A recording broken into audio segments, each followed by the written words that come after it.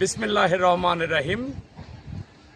মহান আল্লাহ তাআলার অশেষ রহমতে আজকে আমি আসছি পাবনা সদরের ঐতিহ্যবাহী হিমায়তপুরে এমন একটি জায়গায় দাঁড়িয়ে আছি যেখান থেকে টোটাল হিমায়তপুর সহ পাবনার চতুর সাইটের জায়গাগুলো অনেকটাই টের পাওয়া যায়। তেমনই একটি আমাদের এই হিমায়তপুরে আশ্রয়ন প্রকল্প এবং আবাসন প্রকল্পের কিছু তথ্য আমি আপনাদের সামনে তুলে ধরছি। ভিডিওটি সবাই দেখবেন এবং শেয়ার করে সরকারের দৃষ্টি আকর্ষণ করানোর চেষ্টা করবেন। সবাইকে ধন্যবাদ। আসসালামু আলাইকুম ওয়া রাহমাতুল্লাহ। সম্মানিত দর্শক মণ্ডলী, শ্রোতা ভাই বোন বন্ধুরা, দেশ এবং দেশের বাইরে যারা রয়েছেন সবাইকে আমি আমার অন্তরস্থল থেকে অভিনন্দন ধন্যবাদ জানাচ্ছি এবং সালাম জানাচ্ছি। আসসালামু আলাইকুম ওয়া রাহমাতুল্লাহ। আপনারা দেখতে পাচ্ছেন যে এইটা একটা আশ্রয়ন প্রকল্প। এই যে আমাদের এই আশ্রয়ন প্রকল্পটা 1961 সালে বাংলাদেশ সরকার এই জায়গাগুলো পাবলিকের থেকে অ্যাকোয়ার করে নেয়। অ্যাকোয়ার করে নেওয়ার পরে এখানে প্রায় 2 ধাপে অ্যাকোয়ার হয়। প্রায় 100 বিঘার ঊর্ধ্বে জমি এখানে অ্যাকোয়ার করা হয়, অর্থাৎ 33-এর ঊর্ধ্বে 34-35 একর সম্পত্তি এখানে অ্যাকোয়ার করা হয়।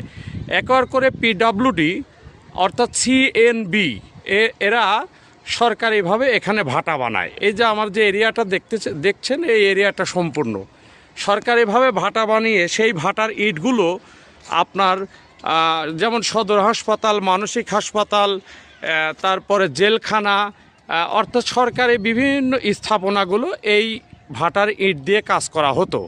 দীর্ঘদিন চলার পরে এটা বন্ধ হয়ে যায়।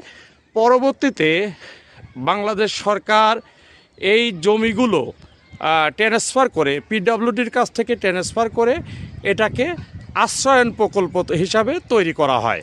এই আশ্রয়ন প্রকল্পটা এখন ধ্বংসের পথে, তেমন কিছু নাই বললেই চলে। এই যে সব পচে গিয়েছে, ভেঙে গিয়েছে, এখন পরিত্যক্ত অবস্থায় অধিকাংশ জায়গাগুলো রয়েছে। আপনারা দেখতে পাচ্ছেন এই যে সব, এখানে 4টা পুকুর রয়েছে। এই আমার সামনের পুকুরটা প্রায় 13 বিঘা সম্পত্তি এখানেই রয়েছে। এবং এই যে পিছনে আরেকটা পুকুর দেখতে পাচ্ছেন, এছাড়াও পশ্চিম অঞ্চলে আরেকটা পুকুর রয়েছে। তাছাড়াও দক্ষিণে এই পুকুরের পিছনে আরেকটি পুকুর রয়েছে যা দেখা যাচ্ছে না। তো যাই হোক, এখানে এই আশ্রয়ন প্রকল্প পরিত্যক্ত না রেখে আপনার আমাদের বাংলাদেশ সরকার যদি এখানে চায় না যে এখানে বাংলাদেশে 3টা হাসপাতাল করবে, আমরা লোকমুখে শুনতে পারছি সামাজিক যোগাযোগ মাধ্যমে, যদি এখানে একটা হাসপাতাল করা হয় তাহলে উত্তরবঙ্গ সহ সকল এরিয়ার মানুষ এখানে এই হাসপাতালে উন্নত চিকিৎসা, মানসম্মত চিকিৎসা গ্রহণ করতে পারবে। তাই আমি বাংলাদেশ সরকারের দৃষ্টি আকর্ষণ করব যে এখানে যেন হাসপাতালটা করে মানবিক সেবায় কাজ করার সুযোগ সবাই পায়।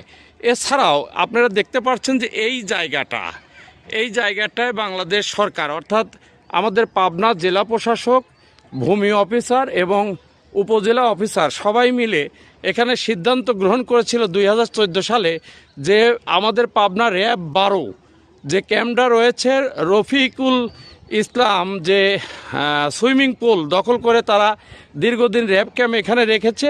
এই র্যাব ক্যাম্পটা এখানে স্থাপন করার জন্য অলরেডি কাগজপত্র, জমির কাগজপত্র বা অনুমোদন একটা কাগজপত্র হয়েছিল। আমার কাছে কিছু ডকুমেন্ট রয়েছে, কিন্তু সেই র্যাব ক্যাম্পটা এখানে হচ্ছে আর হইল না। এছাড়াও এখানে এই পজিশনে ডিবি অফিস হওয়ার কথা ছিল, পাবনা জেলা ডিবি অফিস, কিন্তু সেটাও হয়নি। যাই হোক, এই জায়গাগুলোর উপরে যদি সরকারি কোনো স্থাপনা করা হয় তাহলে এখানে এই অনেক মানুষ তারা উপকারভোগী হবে বলে আমি বিশ্বাস করি। আমি সবাইকে ধন্যবাদ জানিয়ে শেষ করছি। এবং এইটা মেডিকেল কলেজ, দেখেন, মেডিকেল কলেজ অ্যান্ড হাসপাতাল, এবং এইটা মেন্টাল হসপিটাল। এখানে এই যে তপোবন বিদ্যালয় দেখতে পাচ্ছেন, এবং এই তপোবন বিদ্যালয় সংলগ্নই এই আশ্রয়ন প্রকল্প। আমরা এই পুকুরটা বাংলাদেশ সরকার ভূমি মন্ত্রণালয়ের কাছে তপোবন বিদ্যালয়ের জন্য হ্যান্ডওভার চেয়েছিলাম। 2014 সালে এটা হ্যান্ডওভার আমরা চাই। অনেক কাগজপত্র এগিয়ে যাওয়ার পরবর্তীতে দেখা গেল এই জমিটা ডাইরেক্ট প্রধানমন্ত্রী ছাড়া দেওয়ার মতো ক্ষমতা নেই। কাজেই আগামীতে ভবিষ্যতে আমরা মাননীয় প্রধানমন্ত্রী বাংলাদেশ সরকারের যিনি আমরা পাবো, তার কাছে আমরা আবেদন করে এই পুকুরটা আমরা তপবন বিদ্যালয়ের জন্য চেয়ে নেব বা ট্রান্সফার করার চেষ্টা করব, যাতে এখানে একটা কলেজিয়েট স্কুল হয়। আমি সবার সুস্বাস্থ্য মঙ্গল কামনা করে শেষ করছি। সবাইকে ধন্যবাদ। আসসালামু আলাইকুম ওয়া রাহমাতুল্লাহ।